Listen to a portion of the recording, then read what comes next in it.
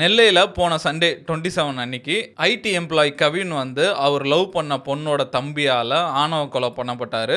அந்த நியூஸ் வந்து பயங்கர பரபரப்பாயிடுச்சு. உடனே அந்த பொண்ணோட தம்பி சுர்ஜித்தை வந்து அரெஸ்ட் பண்ணாங்க. ஆனால் கவினோட ஃபேமிலியோட டிமாண்ட் என்னன்னா அவங்க அப்பா அம்மாவை அரெஸ்ட் பண்ணணும்னு சொல்லியிருந்தாங்க.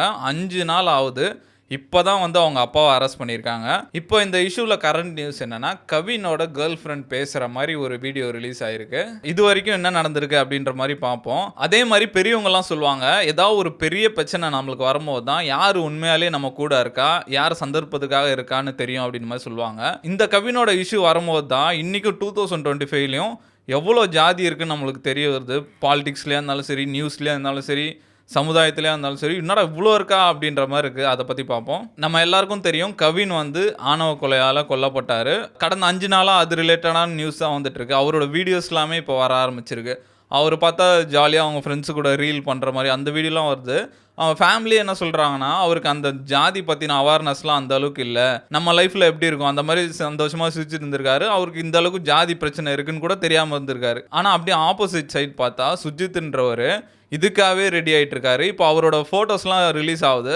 ஃபோட்டோஸ் எல்லாம் பார்த்தா அருவாளோடு இருக்கார். நிறைய இந்த ஜாதி பெருமை சாங்லாம் போட்டு இந்த திருப்பாச்சி அருவாளை தீட்டுக்கிட்டு வாடா அந்த மாதிரி சாங்லாம் போட்டு ஃபோட்டோலாம் எடுத்து வச்சிருக்காரு. எப்படி அவங்க வீட்டில் விட்டாங்கன்னு தெரில. இந்த கொலை வந்து அவர் உணர்ச்சி வசப்பட்டு அவங்க அக்காவை லவ் பண்ணுறாங்கன்னு பண்ண மாதிரி தெரிலன்றாங்க. முன்னாடியிலேருந்தே அவர் பிளான் பண்ணிட்டு வந்திருக்காரு. ஒரு ஸ்டோரியில் கூட விரைவில் அப்படின்னு போட்டு ஒரு ஃபோட்டோ கத்தியோடு இருக்க மாதிரி போட்டிருக்காரு. அதுவும் இல்லாமல் இந்த கொலை பண்ணுறதுக்கு முன்னாடி இப்போ மொட்டை அடிச்சுட்டு வந்திருக்காரு. இந்த கிரிமினல்ஸ்லாம் நிறைய பேர் மொட்டை அடிப்பாங்க. எதனாலனா சம்பவம் பண்ணும்போது முடி கீழே விழுந்துச்சுன்னா டிஎன்ஏல மாட்டிப்போம், சிசிடிவியில் வந்து மொட்டை அடிச்சுன்னா டிஃப்ரென்ஸ் இருக்கும், அந்த மாதிரி விஷயத்துக்காகலாம் மொட்டை அடிப்பாங்க. அந்த மாதிரி மொட்டை அடிச்சுட்டு இவர் பிளான் பண்ணி போயிருக்காரு. இந்த இன்சிடென்ட் நடந்ததுலேருந்து திருநெல்வேலியே பக்காவாக லாக் பண்ணி வச்சிட்டாங்க. இதை ஒரு 2 குடும்ப சண்டை வந்து ஒரு பெரிய 2 ஜாதி கலவரமாக இடக்கூடாதுன்னு ஃபுல்லாக செக் போஸ்ட்லாம் போட்டு யாரும் அவ்வளோவா உள்ளே வரக்கூடாது, வெளியே போகக்கூடாது, அந்த மாதிரி லாக் பண்ணியிருக்காங்க. நிறைய ஹை லெவல் போலீஸ் ஆஃபீஸர்ஸ் எல்லாமே இப்போ திருநெல்வேலியில் தான் இருந்துட்டு இருக்காங்க. இப்போ மினிஸ்டர் எல்லாமே போய் பேசுகிறாங்க. நேரு கூட நேற்று போய் பேசியிருந்தார். அப்போ ஜான் பாண்டியன்லாம் இருந்தாங்க. ஒரு பஞ்சாயத்து மாதிரி நடக்குது. போலீஸ் ஆஃபீஷியல்லாம் இருக்காங்க. சொல்கிறாங்க பாடியை வாங்கிக்கவும் இல்லை வாங்கவே முடியாது, அப்பா அம்மா அரெஸ்ட் பண்ணால் தான் நாங்கள் வாங்குவோம் அப்படின்ற மாதிரி ஒரு பஞ்சாயத்து செட்டப் மாதிரி நடந்துகிட்ருக்கு வீட்டுக்குள்ளே. அது நீங்கள் போய் பேசி முடிவு பண்ணிட்டு வாங்க அப்படின்ற மாதிரி அமுச்சுடுறாங்க. இன்றைக்கி வந்து காலைல அவங்க அப்பா சரவணன் அவர் வந்து இன்றைக்கி அரெஸ்ட் பண்ணிட்டாங்க அப்படின்ற மாதிரி நியூஸ் வருது. அதுக்கப்புறம் வந்து கவின் அவங்க அப்பா கிட்டலாம் கேட்டாங்க, இப்போ அரெஸ்ட் பண்ணியிருக்காங்க, உங்கள் இப்போ நிலை என்ன அப்படின்ற மாதிரி கேட்டாங்க. ஒன்று அப்பா அம்மா 2 பேரும் அரெஸ்ட் பண்ணோம், அப்போ தான் நாங்கள் பாடியை வாங்கிப்போம் அப்படின்ற மாதிரி அவங்க உறுதியாக இருக்காங்க.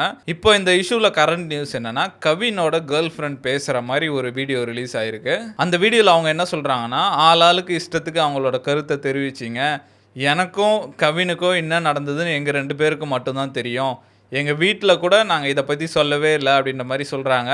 எங்கள் அப்பா அம்மாவுக்கும் இதுக்கும் எந்த சம்மந்தமும் இல்லை, தயவு செஞ்சு அவங்கள விட்டுருங்க, அவங்கள பனிஷ் பண்ண தேவையில்ல அப்படின்ற மாதிரி சொல்லியிருக்காங்க. இப்போ சுஜித் அவங்க அப்பா வந்து அரெஸ்ட் பண்ணதுக்கப்புறம் இந்த வீடியோ ரிலீஸ் ஆகுது. நிஜமாலே அவங்க அப்பா அம்மாவுக்கு சம்மந்தம் இல்லையா, இல்லை யாராவது மிரட்டி அவங்கள இப்படி சொல்ல வச்சாங்களான்னு தெரில. இது நம்ம வெயிட் பண்ணி தான் பார்க்கணும் என்ன நடக்குதுன்ட்டு. இந்த இன்சிடென்ட் நடந்ததுலேருந்து இந்த புதிய தமிழகம், அப்புறம் தமிழக முன்னேற்ற கழகம், விடுதலை சிறுத்தைகள், இந்த கட்சிங்க தான் வந்து ரொம்ப இனிஷியேட் எடுத்து பண்ணுறாங்க. டாக்டர் கிருஷ்ணசாமி அவரோட சன்னு வந்து ஷாம் கிருஷ்ணசாமி அவர் வந்து பார்த்துருந்தாரு. அவர் பழைய கிருஷ்ணசாமி பழைய ஜான் பாண்டியன் மாதிரி பேசுகிறாரு. நிறைய யங்ஸ்டர்ஸ்க்கெலாம் இப்போ பார்க்குறவங்களுக்கு வந்து இந்த கிருஷ்ணசாமி ஜான் பாண்டியன்னா யாரும் தெரியாது. அவங்களாம் வந்து அந்த காலத்தில் வந்து பேண்ட் போடக்கூடாது, 2 வீலரில் போகக்கூடாது, செருப்பு போட்டு தெருவில் நடக்கூடாது, அந்த மாதிரி டைமில் வந்து போராட்டம் பண்ணி இப்போ ஓரளவுக்கு எடுத்துகிட்டு வந்திருக்காங்க. சதறி கடந்த மக்கள்லாம் அவங்க ஒரு அணிக்குள்ளே கொண்டு வந்து இந்த மாதிரி பிரச்சனை நடந்தால் போராடி ஆர்கனைஸ் பண்ணுற அளவுக்கு கொண்டு வந்திருக்காங்க. இந்த ஷாம் கிருஷ்ணசாமி அவர் சொல்லும் போது என்ன சொன்னார்னா, நாங்கள் மற்ற கட்சி மாதிரி சுற்றி வளைச்சி பேச விரும்பல, ஒரு கேஸ்ட்டு தான் இந்த மாதிரி பண்ணிகிட்டு இருக்காங்க, பிரிட்டிஷ்லேருந்து அந்த கேஸ்ட்டை அடக்கணும்னு நினைக்கிறாங்க, அடக்க முடியல, நீங்கள் ஆக்ஷன் எடுத்து எதாவது பண்ணுங்கள், இல்லை நீங்கள் ஒதுக்கிவங்க, நாங்கள் ஆக்ஷன் எடுக்கிறோம் அப்படின்ற மாதிரி அவர் பயங்கரமாக பேசுகிறாரு. அதுக்கப்புறம் ஜான் பாண்டியன்லாம் வந்திருந்தார். அதே மாதிரி இன்றைக்கி திருமாவளவன் வந்து நேரில் வந்து பார்த்துருக்காரு. அதே மாதிரி வந்து அவர் டெல்லியில் இருந்தார். அங்கே வந்து மினிஸ்டர்ஸ் எல்லாம் பார்த்து இது ரிலேட்டடாக பேசியிருக்காரு. ஒரு சட்டம் கொண்டு வரதுக்கு நீங்கள் எதாவது பண்ணோம் அப்படின்ற மாதிரி கோரிக்கை வச்சதாக சொல்கிறாங்க. அப்புறம் வந்து அவங்க அப்பா கிட்ட பேசினார் திருமாவளவன், பயப்படாதீங்க, தைரியமாக இருங்க, நம்ம பார்த்துக்கலாம், நாங்கள் இருக்கோம் அப்படின்ற மாதிரிலாம் சொன்னாங்க. இப்போ விடுதலை சிறுத்தைகளும் வந்து போராட்டம்லாம் அறிவிச்சிருக்காங்க. புதிய தமிழகம் வந்து போராட்டம்லாம் அறிவிச்சிருக்காங்க. ஏன்னா இது எலெக்ஷன் டைம் வேறு, இந்த டைமில் இவங்க விடக்கூடாதுன்னு நினைப்பாங்க. இன்றைக்கி வந்து கனிமொழி பார்த்துருக்காங்க. அதுக்கப்புறம் வந்து பிஜேபி லீடர் நயனார் நாகேந்திரன் வந்து பார்த்துருக்காரு. நிறைய பேர் அங்கே இருக்க ஊர் மக்கள்லாம் சொல்கிறது என்னென்னா, அந்த பையன் ஒரு ஆள் தான் பண்ணியிருப்பானே எங்களுக்கு டவுட்டாக இருக்குது. ஏன்னா சிசிடிவி கேமரா வந்து ஒரு 5 கேமரா இருக்கான், 1 தான் காட்டுறாங்களாம். மீதியெல்லாம் காட்ட மாட்றாங்க. மேபி அவங்க கூலிப்பட கூட வச்சு பண்ணியிருக்கலாம் அப்படின்ற மாதிரிலாம் சொல்கிறாங்க. இந்த கேஸை பொறுத்த வரைக்கும் மக்கள் சொல்கிறது என்னென்னா, ஒன்று 2 விஷயம் இருக்கும். ஒன்று போலீஸ்னால நீங்கள் அவங்கள காப்பாற்றுறீங்க, இல்லைனா ஜாதினால அவங்கள காப்பாற்றுறீங்க. 2த்துல ஏதாவது ஒன்று தான் இருக்கும் அப்படின்னு சொல்கிறாங்க. இதுக்கு முன்னாடி நடந்த ஆணவ கொலையிலலாம் கூலிப்பட வச்சு பண்ணியிருப்பாங்க. இருந்தாலுமே உடனே அவங்க அப்பா அம்மா எல்லாத்தையும் அரெஸ்ட் பண்ணுறாங்க. இந்த கேஸை பொறுத்த வரைக்கும் பையன் கொலை பண்ணிட்டு ஃபஸ்ட்டு அவங்க அப்பாவுக்கு தான் ஃபோன் பண்ணுறான். இவ்வளோ எவிடன்ஸ் இருக்குது, எப்படி நீங்கள் இன்னும் அரெஸ்ட் பண்ணாமல் இருக்கீங்க அப்படின்ற மாதிரி ஒரு 5 நாளாக போராட்டம் நடந்து அவங்க ஃபேமிலி வந்து கராராக வந்து எங்களுக்கு நிதிலாம் எதுவும் வேணாம், நீதி தான் வேணும், அரெஸ்ட் பண்ணால் தான் நாங்கள் பாடியை வாங்குவோன்ட்டு இன்னும் வெயிட் பண்ணிட்டு இருக்காங்க. இப்போ தான் ஒருத்தர் அரெஸ்ட் பண்ணியிருக்காங்க. இந்த கேஸில் பார்க்கும்போது கவினோட பேரண்ட்ஸ் ரொம்ப தெளிவாக இருக்காங்க. ஏன்னா இப்போ ரீசெண்டாக கூட இந்த அஜித் குமார் கேஸில் அவங்க பேரண்ட்ஸ் அவ்வளோ தெளிவாக இல்லை. அதனால் ஈஸியாக பின்னாடி பக்கமாக வந்து பாடியை கொடுத்து அந்த நியூஸை அப்படியே முடிச்சு விட்டாங்க. ஆனால் இங்கே வந்து அவங்க 2 பேரும் ரொம்ப தெளிவாக இருக்கனால தான் இந்த நியூஸ் இவ்வளோ நாள் பரபரப்பாக ஓடிட்டுருக்கு. அந்த மாதிரி ஒரு கவிதை ஒன்று பயங்கரமாக ஃபேமஸ் ஆகிட்டு இருக்கு. இந்த மாதிரி அவன் வெட்டும் போது கூட நான் சாவலை, நீ என்ன எப்போ லவ் பண்ணலன்னு சொன்னியோ அப்போ தான் நான் செத்தேன் அப்படின்ற மாதிரி ஒரு கவிதை கூட நிறைய ஸ்ப்ரெட் ஆகிடுச்சு. கவிதையை வந்து ஹைலைட் பண்ணி அதே இப்போ ரீல்ஸாக விட்டுட்ருக்கானுங்க. அது மட்டும் இல்லாமல் இந்த இன்ஸ்டாகிராம்லாம் பார்த்தீங்கன்னா இந்த கொடி த்ரிஷா மீமை போட்டுட்ருக்கானுங்க. அந்த த்ரிஷா வந்து தனுஷை பின்னாடி இந்த குத்திடுவாங்களே அதெல்லாம் போட்டுட்டு சோக சாங்கெல்லாம் போட்டு இப்போ அந்த பொண்ணு மேலே ஹேட் பண்ணிட்டு இருக்காங்க. ஆனால் இப்போ அந்த பொண்ணு சிச்சுவேஷனில் இருந்தால் கண்டிப்பாக அவங்க ஃபேமிலி மொத்தமாக அந்த பொண்ணை ப்ரெஷர் பண்ணுவாங்க. இப்போ பாரு உன் தம்பியை வந்து பிடிச்சிட்டு போயிட்டாங்க, உங்கள் அம்மா அப்பாவையும் பிடிக்க போகிறாங்க, நீ இப்போ பண்ணலன்னு ஸ்டேட்மெண்ட் சொல்லு, அப்போ தான் விட முடியும், அப்போ தான் உங்கள் பேரண்ட்ஸை காப்பாற்ற முடியும். நீ பொண்ணோட ஃபேமிலி சைட்லேருந்து பயங்கர ப்ரெஷர் இருக்கும். கண்டிப்பாக அந்த பொண்ணுக்கு ப்ரெஷர் இருக்கும். இது மட்டும் இல்லாமல் இப்போ ரொம்ப எச்சத்தனமாக பண்ண ஆரம்பிச்சிட்டாங்க இந்த மீடியாலாம். இப்போ இன்ஸ்டாகிராமு ஃபேஸ்புக்கு ஃபுல்லாக பார்த்தாவே இந்த கவினோட அவரோட பழைய ரீல்ஸு, அவரோட ஆஃபீஸ் டீம்மேட்ஸோடலாம் உட்காந்து நிறைய ரீல்ஸ்லாம் பண்ணியிருக்கார் போல். அவர் செம்ம ஜோவியலான ஒரு பையன் போல் இருக்குது. அதெல்லாம் போட்டுட்டு மேலே போட்டிருக்கானுங்க இவன் அநேகமாக ப்ளே பாய்னு நினைக்கிறேன்ட்டு. அவர் எந்த கேர்ள்ஸோடலாம் ஃபோட்டோ போடுறாங்களோ அதெல்லாம் தனித்தனியாக போட்டுட்டு இவன் ஊரில் பெரிய ப்ளே பாயாக இருப்பான் போல், இதனால தான் இப்படி பண்ணிட்டாங்க அப்படி இப்படின்னு அவர் மேலே இப்போ என்ன மாதிரிலாம் ஹேட் கிரியேட் பண்ண முடியுமோ அதெல்லாம் பண்ணிட்டு இருக்காங்க சோஷியல் மீடியாவில். இந்த சுர்ஜித்தை பற்றி பார்க்கும்போது அவர் ஒரு ஜாதி வெறியிலே இருந்திருப்பாருன்னு நினைக்கிறேன். அவரோட வாழ்க்கையை பற்றி கூட யோசிக்கல. நம்ம இந்த மாதிரி பண்ணால் லைஃப்பில் இதுக்கப்புறம் ஜெயிலை விட்டு வெளியே வர முடியாது, ஆயுள் தண்டனை கொடுத்துருவாங்கன்னு கூட யோசிக்காமல் அந்தளவுக்கு ஜாதி வெறி அவருக்கு அதிகமாக இருந்திருக்கு. அந்த மாதிரி அவங்க பேரண்ட்ஸும் ஓரளவுக்கு காரணமாக இருப்பாங்க. ஒரு நல்ல ஃபேமஸான சாங் கூட இருக்குது, எந்த குழந்தையும் நல்ல குழந்தை தான் மண்ணில் பிறக்கையிலே, அவர் நல்லவர் ஆவதும் தீயவர் ஆவதும் அன்னை வளர்ப்பினிலே அப்படின்ற மாதிரி ஒரு ஃபேமஸான சாங்கும் இருக்குது. அந்த மாதிரி எல்லா குழந்தைங்களும் பிறக்கும் போது ஈக்குவலாக தான் பிறக்குது. அவங்க ஃபேமிலி சூழ்நிலை எந்த மாதிரி சூழ்நிலை சுற்றி இருக்கவங்க அதை வச்சு தான் அந்த குழந்தை வளர்றது இருக்குது. அதே மாதிரி இப்போ என்ன தான் வளர்ந்தாலும் ஜாதி வெறிலாம் இந்த தென் மாவட்டம்லாம் அதிகமாகிட்டு தான் இருக்குது. எல்லா கேஸ்ட்டும் வந்து அவங்களுக்குன்னு ஒரு கொடி, அவங்களுக்குன்னு ஒரு பேனர்லாம் வச்சுட்டு கல்யாணம்லாம் வந்தால் ஃபுல்லாக பேனர் அடிக்கிறது, அந்த மாதிரி இன்னும் ஜாதி வெறியாக தான் இருக்காங்க. நாங்கள் தான் வீரங்க அந்த மாதிரி இன்னும் சுற்றி தான் இருக்காங்க. இந்த மாதிரி சின்ன பசங்க மத்தியிலும் இந்த மாதிரி கேஸ்ட் அதிகமாக வளர்ந்துட்டுருக்கு. இப்போ இந்த சுஜித் அந்த மாதிரி பசங்கள்லாம் வந்து ஜாதியில் இன்ஃப்ளூயன்ஸ் ஆகிறாங்க. கையில் கலராக கயிறு கட்டிக்கிறாங்க, வண்டியிலலாம் ஸ்டிக்கரை ஒட்டிக்கிறாங்க, ஆண்ட பரம்பரை ஸ்டிக்கரு, அப்புறம் ஜாதி குரு பூச்சா அந்த மாதிரி சுற்றிட்டு இருக்காங்க. படிக்காமல் அதில் கவனம் செலுத்தாமல். இந்த பக்கம் ஷெட்யூல் காஸ்ட்டில் இருக்க பசங்க நிறைய பேர் வந்து இந்த அம்பேத்கரை படிக்கிறானுங்க, இந்த மாதிரி நம்ம ஃபேமிலி கஷ்டமாக இருக்குன்னு படித்து ஒரு நல்ல நிலைமைக்கு வந்துடுறாங்க. ஆனால் நார்மல் சின்ன பசங்களுக்கு கூட மைண்ட் செட் எப்படி இருக்குன்னா அவங்க கோட்டாலாம் வந்துடுறாங்க அப்படின்ற மாதிரி மைண்ட் செட் நிறைய பேர் இருக்குது. ஆனால் அவங்களுமே கோட்டாவில் தான் வராங்க. இப்போ எல்லாருக்குமே பிசி எம்பிசி கோட்டாலாம் இருக்குது. அவங்க என்ன நினச்சிட்டு இருக்காங்க, நம்ம ஏதோ கஷ்டப்பட்டு வரோம், எஸ்சிக்கு மட்டும் தான் கோட்டா இருக்குது அப்படின்ற மாதிரி இன்னும் நிறைய பேர் நினச்சிட்டு இருக்காங்க. அந்த அளவுக்கு விழிப்புணர்வு தான் இருக்குது ஜாதியை பற்றிலாம் நம்ம ஊரில். இந்த இன்சிடென்ட்டை வந்து ஒரு 2-3 நாளாக பார்த்துட்ருக்கோம். அப்போ தான் தெரியுது தமிழ்நாட்டில் எவ்வளோ ஜாதி இருக்குது ஒரு லேயர்லேயும் அப்படின்ற மாதிரி இருக்குது. இப்போ ஃபஸ்ட்டு நம்ம பாலிடிக்ஸில் பார்த்தோன்னா 5 நாள் ஆகுது இன்னும் சிஎம் கிட்ட வந்து எந்த அறிக்கையும் வரல. இப்போ அஜித்குமார் கேஸ்க்குலாம் வந்து கால் பண்ணி சாரிங்க அப்படிலாம் சொன்னார், இதுவுமே சொல்லவே இல்லை. மேபி அந்த கேஸ்ட்டை வந்து பகச்சிக்கூடாதுன்னு நினைக்கிறாங்களா என்னன்னு தெரில. அதே மாதிரி பாலிடிக்ஸ் இருக்க வரைக்கும் ஜாதி ஒழியாதுன்னு நினைக்கிறேன்.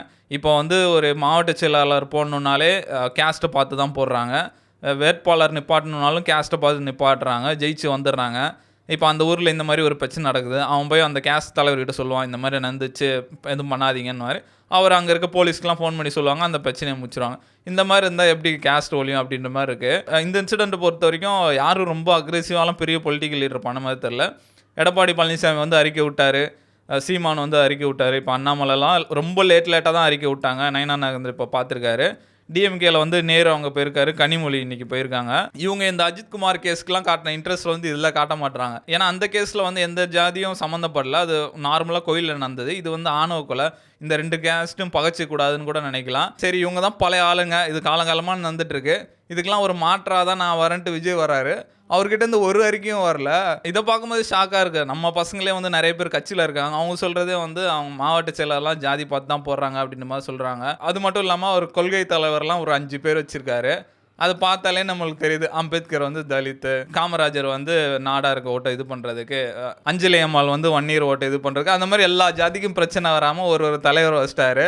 மேபி நம்ம எதுக்கு ஜாதி பிரச்சனை சைலண்ட்டாக இருந்துருவோன்னு இருக்காரான்னு தெரில.